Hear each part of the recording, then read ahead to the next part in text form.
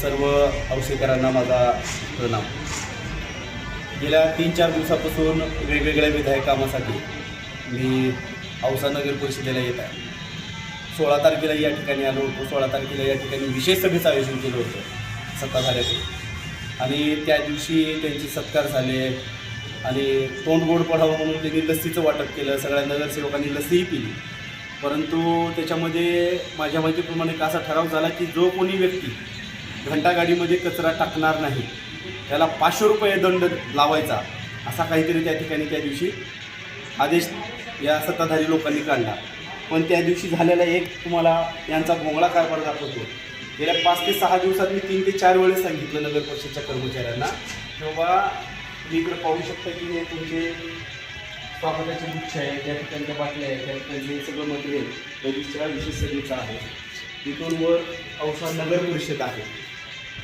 तर माझा आता सत्ताधाऱ्यांना प्रश्न आहे की घाण केली कोण, याला जबाबदार कोण आणि तुम्ही याच्यावर काय कारवाई करून किती रुपये दंड वसूल करून नगर परिषदेच्या तिजोरीमध्ये टाकले.